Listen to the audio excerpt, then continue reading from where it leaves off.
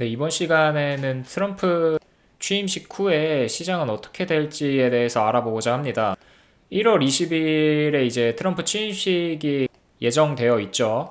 굉장히 큰 변화가 예상이 되는데, 향후 어떤 섹터들이 수혜를 입을지, 수혜가 될 만한, 그리고 피해가 될 만한 종목들은 또 뭐가 있을지 알아보도록 할게요.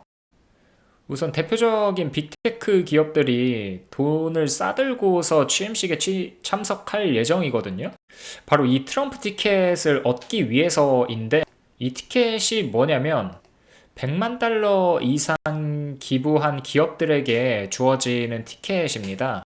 혜택으로는 이제 취임식 날 특별석이 부여가 돼서 앉을 수 있다라는 점, 그리고 향후에 트럼프와 그 부통령 벤스와의 만찬에 초청이 된다라는 점이 있는데, 가장 큰 장점은 이 향후에 6개 행사에 대한 초청권을 부여받는다는 점이에요. 그러니까 트럼프와 벤스가 주최하는 6개 행사에 초청이 되기 때문에 그 자리에서 이제 본인들만의 규제에 있어서의 아쉬운 점, 그래서 규제 완화를 요청할 수도 있겠고, 본인들의 사업 상황을 설명하면서 본인들 기업에 유리하게끔 협상할 수 있는, 그러니까 직보잖아요. 직접 본인들이 트럼프랑 부통령한테 요청할 수 있는 그런 자리들이니까 굉장히 어필을 잘 할 수 있는 그런 좋은 기회거든요. 그래서 이제 지금 모든 기업들이 이 트럼프 티켓을 얻으려고 이례적인 수준의 기부 행렬을 이어가고 있습니다. 보시면 대표적으로 이런 기업들이 기부 행렬에 동참하고 있는데, 우선 우리가 잘 아는 기업들, 이런 빅테크 기업들이 각각 100만 달러씩을 기부했고요. 이들은 과거의 기록을 보면 바이든 때 했던 기부 금액보다 훨씬 많고요. 뭐 2배에서 3배까지 차이가 나고, 17년도에 트럼프가 당선됐을 때 했던 기부 금액보다도 훨씬 더 높은 금액으로 기부에 참여하고 있습니다. 이들 보면 딱 100만 달러인 걸 보면 트럼프 티켓을 얻을 수 있는 최소 한도를 다 채운 거를 알 수 있죠. 그러니까 이런 기업들에 있어서 수혜가 예상이 되거든요. 본인들의 상황에 대해서 규제 완화를 호소하고 트럼프와 벤스에게 직접적으로 어필할 수 있다라는 점에서 기회가 상당히 많겠죠. 특히 메타는 어떤 정권을 불문하고 기부했던 역사가 없는데, 이번에는 특히 기부 행렬에 동참했습니다. 이건 나중에 다시 한번 설명을 드릴게요. 그리고 기부 금액으로 보면 우버랑 리플이 상당 부분 차지하는 거를 알 수 있고요. 100만 달러, 그러니까 트럼프 티켓을 얻을 수 있는 100만 달러를 훨씬 상회하는 금액들을 기부를 했고요. 그간 취임식 때 기부에 인색했던 자동차 회사들이 트럼프 티켓 얻겠다고 최소 금액인 100만 달러씩 기부한 이유이기도 하거든요. 한 번도 그 전에 기부한 적이 없었던 회사들이 많은데, 이번엔 이례적으로 다들 기부에 동참을 했습니다. 심지어 우리나라 기업이 현대차도 기부를 했고요.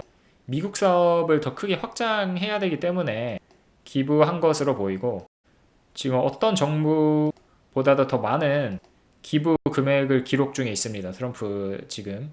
그러니까 그 트럼프 티켓이라는 효과가 엄청나게 발휘하고 있다라는 거고, 앞서 얘기했던 그런 기업들이 수혜를 보지 않겠냐, 빅테크 중에서 그런 예상이 가능하고요.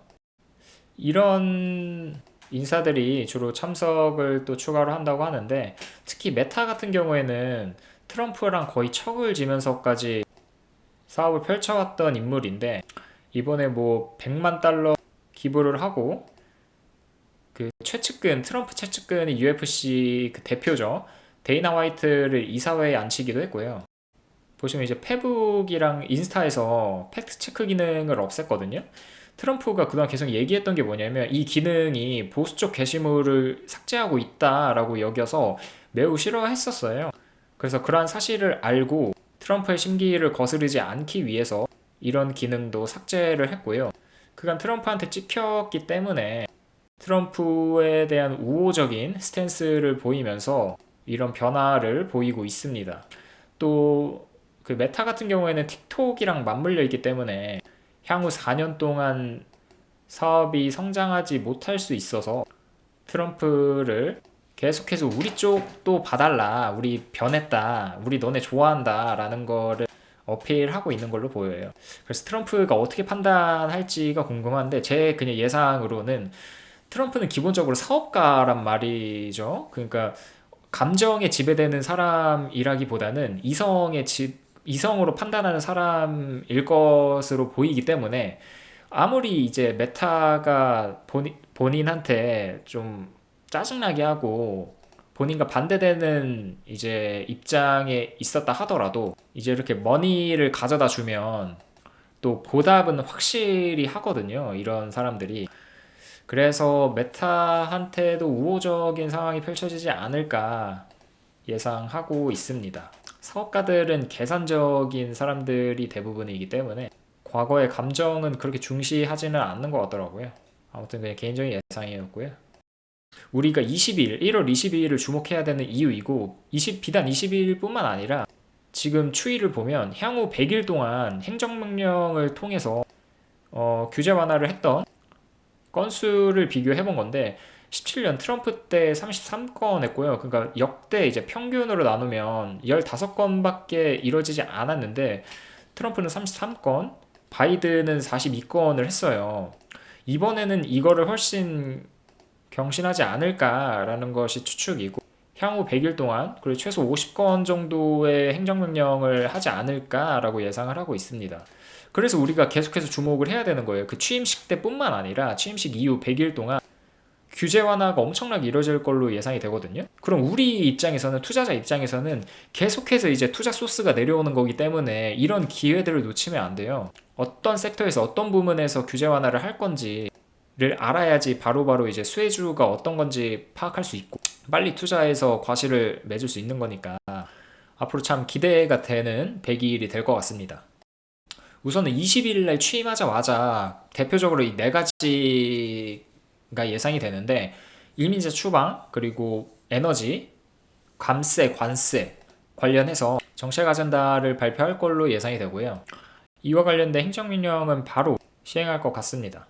그리고 특히 금융 관련돼서 예전에 그 낡은 금융규제법들을 개혁하고 새로운 규제를 법제화해서 금융기관 수장들을 지금 대규모로 교체하고 있거든요. 또 이제 대통령 직속으로 해서 AI랑 가상화폐 전담부처를 신설하기도 했고요. 개인적으로 이 금융 부문 관련돼서 규제를 좀 기대하고 있는 편입니다. 그 다음으로는 이제 트럼프가 당선이 되고 나서 수혜분 섹터들을 보는 것도 중요한데 왜냐 이런 것들이 지속될 걸로 예상이 되기도 하거든요.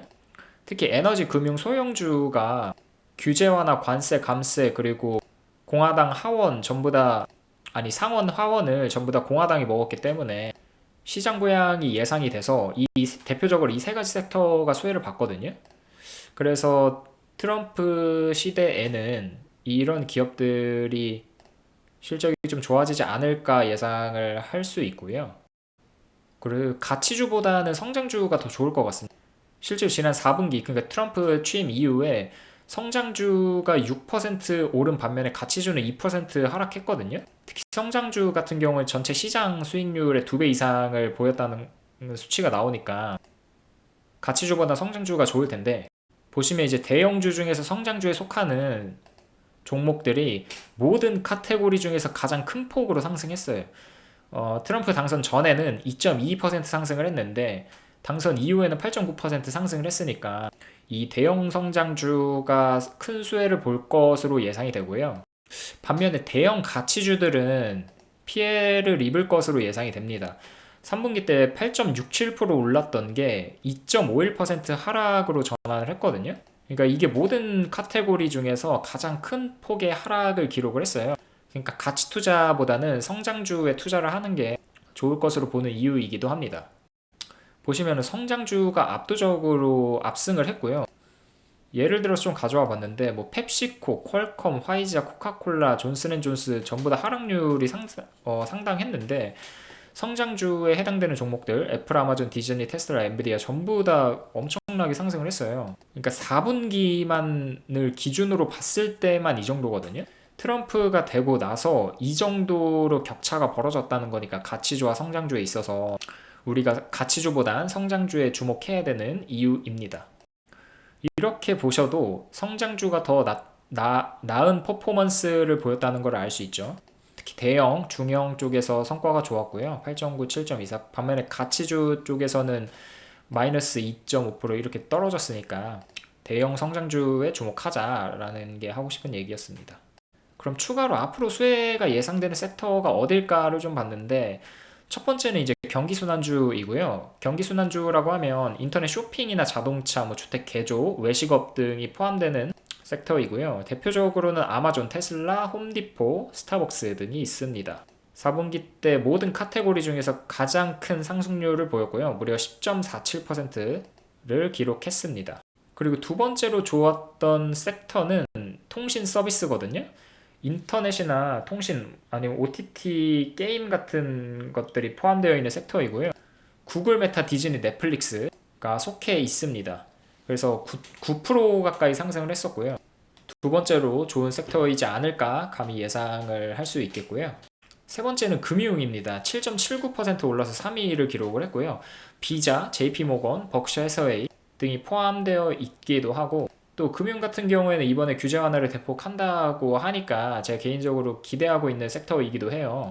지난번 방송에서도 설명드렸다시피 텍스폴 팁스, 신용카드 수수료 같은 것들의 규제 완화가 이뤄지면서 100만 달러 이상의 자산 규모를 갖고 있는, 아니 100억 달러죠. 100억 달러 이상의 자산 규모를 갖고 있는 그런 대형 은행주들이 수혜가 예상이 되거든요.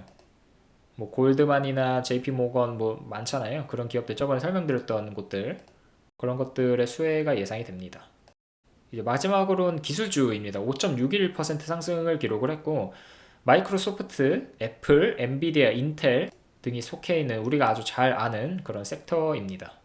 특히 트럼프 시대 때를 보면 기술주들, 그러니까 빅테크에 속하는 기술주들이 상당히 좋은 퍼포먼스를 냈거든요.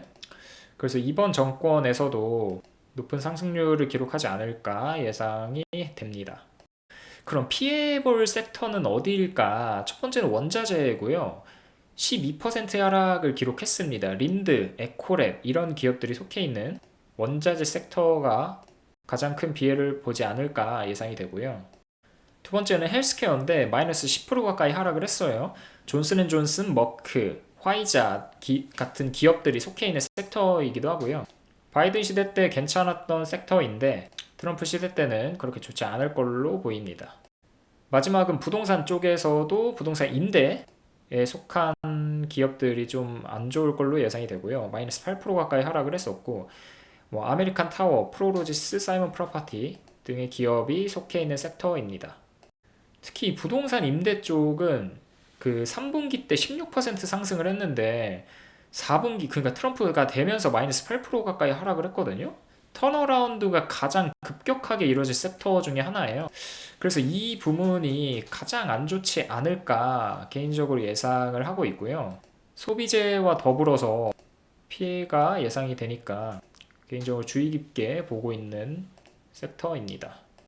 채권 보시면 10년물이 지금 대폭 매도가 이뤄져서 3.78%였던 금리가 4.5, 지금은 거의 4.8% 가까이 올라가지고 매도세가 상당했는데, 이제 경제가 강하게 성장을 하고 기대 인플레이션이 올라가고 있고 재정 적자 폭도 커지면서 채권에 대한 매도세가 심해졌거든요. 근데 개인적으로 예상하기로는 올해 더 큰 폭의 상승은 힘들 것으로 전망이 되고요.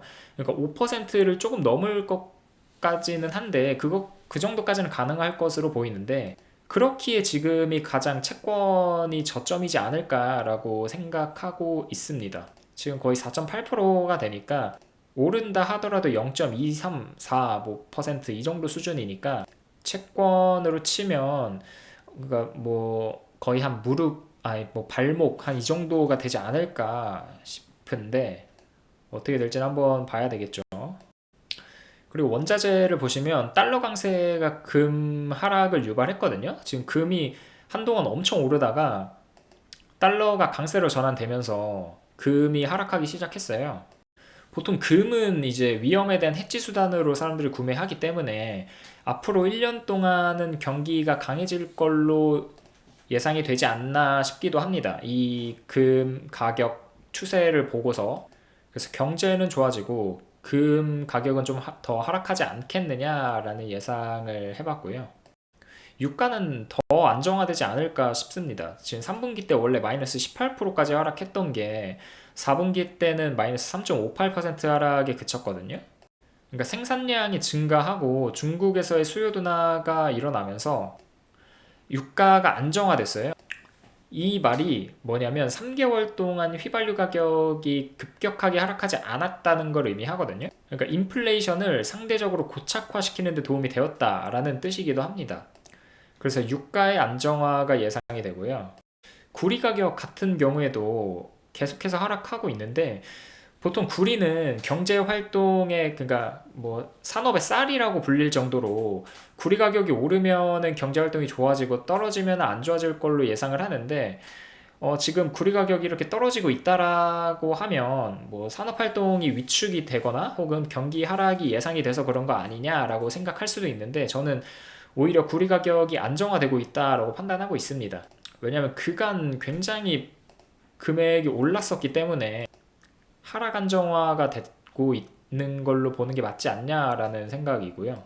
그래서 산업활동의 위축이나 경기 하락 때문에 하락하는 것은 아닌 것으로 보입니다. 실제로 봐도 그 GDP 같은 경우에는 예상 성장률이 2, 3% 정도 나오고 지금 지표 나오는 거 보면 그러니까 경제 지표 나오는 거 보면 경기 위축이라고는 전혀 볼 수 없거든요. 계속해서 좋은 지표들이 나오고 있기 때문에 이거는 안정화로 보는 게 맞을 것 같습니다. 마지막으로 암호화폐인데 처음으로 비트코인이 10만 달러를 돌파를 했죠.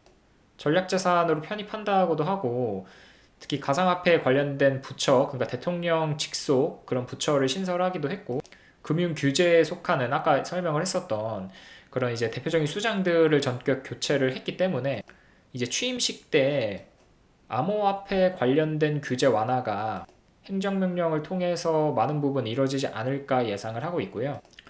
앞으로도 암호화폐 쪽에서는 좋은 흐름을 보일 수 있는 그런 상황들이 전개되지 않을까 싶습니다. 물론 오늘 새벽에 그 스캇 베센트라고 재무장관 청문회가 있었는데 그분이 이제 뭐 정부에서 그런 암호화폐를 보유할 필요는 없다라고 얘기를 했음에도 불구하고 암호화폐에 대한 규제가 정립이 되고 신뢰도를 갖춘 화폐라는 것을 인정하고 인식되기 시작하면 과거의 흐름과는 조금 다르게 전개되지 않을까 예상을 하고 있습니다.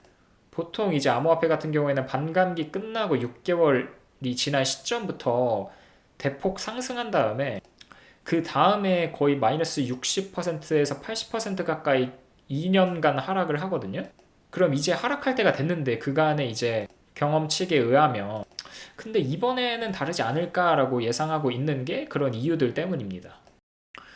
그래서 정리를 해보자면 에너지, 금융, 소형주 쪽의 섹터들이 수혜를 봐왔다는 거 그리고 이런 부분에 있어서의 수혜가 지속되지 않을까 싶은 거고요. 가치주보다는 성장주가 좋을 것 같다. 그러니까 대형주 중에서 골라야 되겠죠.